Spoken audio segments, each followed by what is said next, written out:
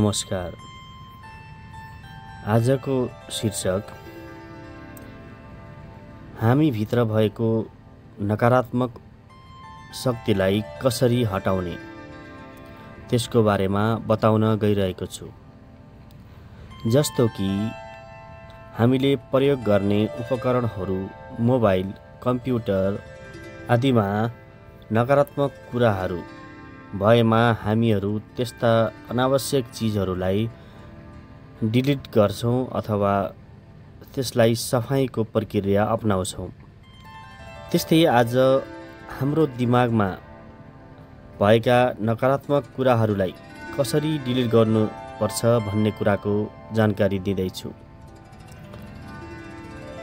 नकारात्मक घटनाहरू अहिलेको होस् या विगतको त्यसले फरक पार्दैन, तर त्यसलाई हटाउनको लागि हामीले कस्तो प्रक्रिया अपनाउनु पर्छ भन्ने कुराको जानकारी दिँदैछु। कृपया तपाईहरूलाई समय छ भने यो तरिका पुरा अपनाएर हेर्नुहोस्। यदि हजुरहरूलाई समय उपलब्ध छैन, हजुर कार्यव्यस्ततामा हुनुहुन्छ भने कृपया यसलाई सेभ गरेर खाली समयमा हजुरले यो तरिका अपनाउन सक्नुहुनेछ। यदि हजुरहरू तयार हुनुहुन्छ भने आफूलाई उपयुक्त स्थानमा राख्नुहोस्, जस्तो कि शान्त कोठा, बैठक कोठा अथवा तपाईलाई उपयुक्त लाग्ने स्थान चुन्नुहोस्। यदि तपाईलाई त्यत्तिकै सहज महसुस हुन्छ भने हेडफोन प्रयोग नगर्न पनि सक्नुहुनेछ। यदि तपाईलाई सहज महसुस हुँदैन भने कुनै पनि उपकरण आफ्नो कानमा लगाउन सक्नुहुनेछ, जसले गर्दा बाहिरी होहल्लालाई रोक्न मद्दत गर्दछ। तपाईले एउटा कुनै पोजिसन लिनुहोस्। तपाई चाकलमाडे बसेर पनि गर्न सक्नुहुनेछ या सुतेर पनि गर्न सक्नुहुनेछ। यसपछि तपाईले आफ्नो सबै ध्यानलाई मेरो आवाजमा केन्द्रित गर्नुहोस्। त्यसपछि बिस्तारै आफ्नो आँखालाई बन्द गर्नुहोस्। त्यसपछि तपाईले आफ्नो ध्यानलाई मेरो आवाजमा फोकस गर्नुहोस्। तत्पश्चात तपाईले नाकबाट लामो सास लिनुहोस् र मुखबाट फ्याक्नुहोस्।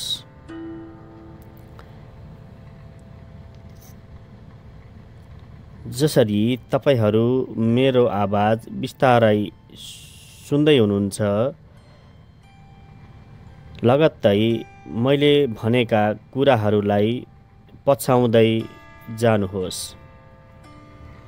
अबको एकैछिनमा मैले हाम्रो शरीरको कुनै अङ्गको नाम लिनेछु। तपाईले कल्पना गरेर त्यो शरीरबाट बिस्तारै आफ्नो सकारात्मक ऊर्जालाई घुसाएर नकारात्मक ऊर्जालाई निकाल्न सक्नुहुनेछ। त्यस लगत्तै तपाईले महसुस गर्न सक्नुहुनेछ कि मैले भनेको शरीरको भाग आनन्दमय भइरहेको हुनेछ। त्यस लगत्तै हजुरहरूको शरीरमा सकारात्मक ऊर्जाहरूको प्रवेश हुनेछ। यस लगत्तै तपाईले आफ्नो ध्यान तपाईको टाउकोमा भएको कपालमा लैजानुहोस्। अब तपाईले महसुस गर्दै हुनुहुन्छ कि तपाईको टाउकोमा तपाईको आनन्दको चक्रहरू घुमिरहेको छ। तपाईको टाउकोभित्र रहेका हरेक अङ्गहरू मस्तिष्कमा रहेका विभिन्न पार्टहरू आनन्दित हुँदै गइरहेका छन्। अब बिस्तारै आफ्नो आनन्दको ध्यानलाई महसुस गर्दै टाउकोबाट आफ्नो निधारमा लगत्तै आँखामा समर्पित गर्नुहोस्। यही चरण कायम राख्दै अब आफ्नो कल्पनालाई कानदेखि आँखामा प्रवेश गराउनुहोस्। अब तपाईँले महसुस गर्नुहोस् कि आँखामा एउटा आनन्दको अनुभूति प्राप्ति भइरहेको छ। अब बिस्तारै आँखाबाट नाक मुख हुँदै तपाईँको घाँटी लगत्तै कुमहरूमा प्रवेश गराउनुहोस् अनि हातहरूलाई बिस्तारै ढिलो पार्नुहोस् अनि महसुस गर्नुहोस् कि तपाईँको हातहरूमा बिस्तारै आनन्दको अनुभूति छाइरहेको छ। जसरी हजुर सास फेर्दै हुनुहुन्छ तपाईँलाई लागिरहेको छ कि तपाईँ एउटा आनन्दको महसुस गरिरहनु भएको छ। तपाईँको धड्कनको गतिहरूले बिस्तारै सकारात्मक ऊर्जाहरू ग्रहण गरिरहेको छ। अब आफ्नो हातबाट तपाईँको कल्पनाको ऊर्जालाई बिस्तारै आफ्नो छाती पेट हुँदै ढाड अनि मलद्वारदेखि खुट्टामा पुर्याउनुहोस् अनि आफ्नो खुट्टालाई बिस्तारै ढिला पार्नुहोस्। अब तपाईँले गरेको अनुभवले तपाईँको शरीरमा एउटा सकारात्मक ऊर्जा भरिसकेको छ। अब मैले 1 देखि 5 सम्म अङ्कहरू गणना गर्नेछु। जुन अङ्क गणना अनुसार तपाईँको शरीर एउटा प्रत्येक नम्बर अनुसार आनन्दको गहिराइमा पुग्नेछ। 1 2 3 4 5 तपाईँले गरिरहनु भएको प्रयास जारी राख्नुहोस्। अब आफ्नो शरीरलाई आनन्दित बनाउँदै लैजानुहोस्। सोच्नुहोस् तपाईँभित्र भएका नकारात्मक ऊर्जाहरू बिस्तारै डिलिट भइरहेका छन् अथवा हराइरहेका छन्। अब हजुर कल्पना गर्नुहोस् कि तपाईँ एउटा सिँढीमा गएर उभिनु भएको छ। जुन स्थान सिँढीको सबैभन्दा माथिपट्टिको हुनेछ। त्यो सिँढीबाट बिस्तारै मैले भने बमोजिम तपाईँ तलतर्फ ओर्लिनुहोस्। 1 2 3 4 5 6 7 8 9 10। अब तपाईँले आफ्नो शरीरलाई होल्ड गर्नुहोस् अनि सम्झिनुहोस् तपाईँभित्र भएका नकारात्मक ऊर्जाहरू तलतर्फ झरिरहेका छन् र माथिबाट तपाईँको शरीरमा सकारात्मक ऊर्जाहरू भरिँदै गइरहेका छन्। अब तपाईँ ओर्लिसकेपछि त्यसको दायाँतर्फ एउटा शान्त कोठा छ भनी कल्पना गर्नुहोस् अनि त्यो कोठाको मध्यम भागमा गएर तपाईँले आफ्नो पोजिसन बनाउनुहोस्। कल्पना गर्नुहोस् कि तपाईँ एउटा शान्त ठाउँमा बसिरहनु भएको छ। अबको 1 मिनेट म मौन बस्नेछु। तबसम्मको लागि तपाईले आफ्नो शरीरलाई पनि ढिला छोडेर तपाईभित्र भएका नकारात्मक कुराहरू हट्दै गइरहेका छन् भन्ने कल्पना गर्नुहोस् र तपाईको शरीरमा अब बिस्तारै सकारात्मक ऊर्जाहरूले स्थान ओगटिरहेको हुनेछ।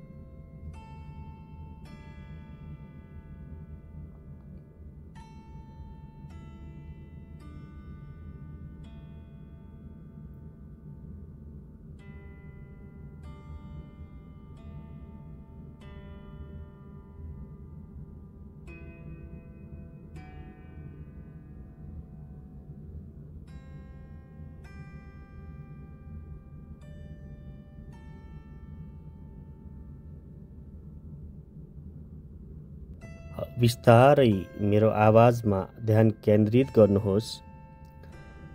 अघि तपाईँ बसिरहनु भएको कोठामा एउटा टेबल रहेको छ। त्यो टेबलमाथि एउटा पुस्तक हुनेछ। अब बिस्तारै त्यो पुस्तकलाई तपाईले खोल्नुहोस्।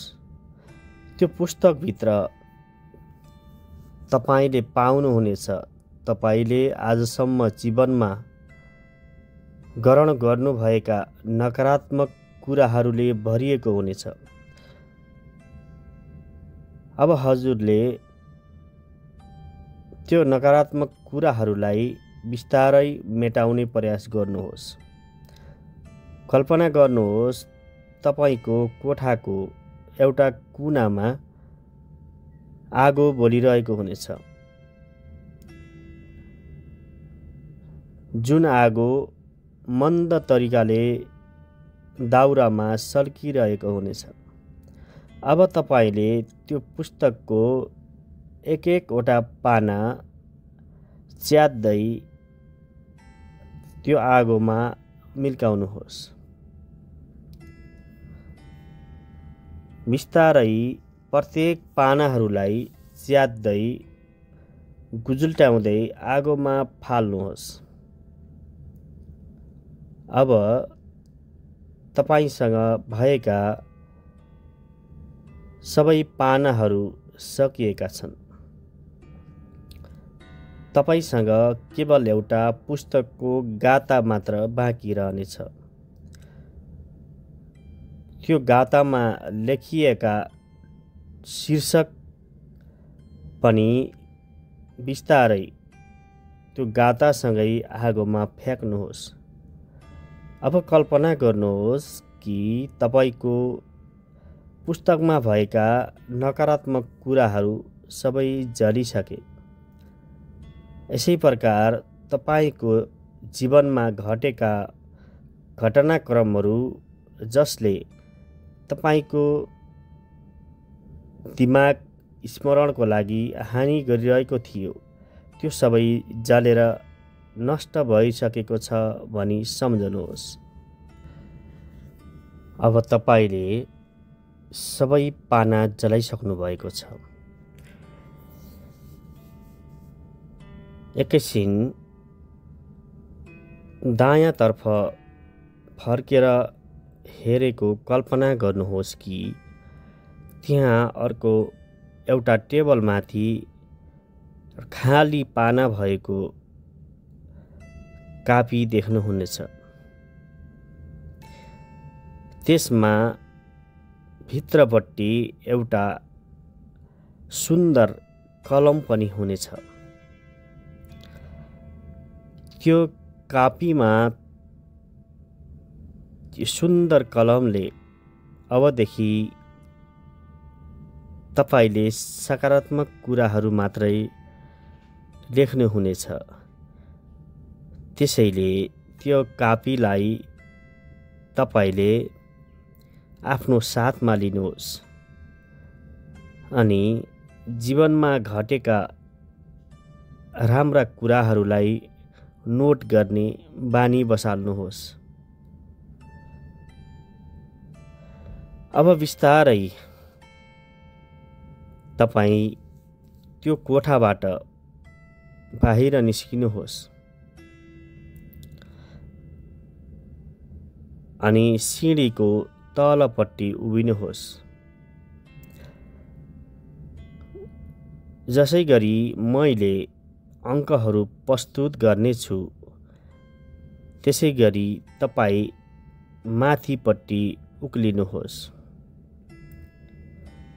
10, 9, 8, 7, 6, 5, 4, 3, 2, 1, 0।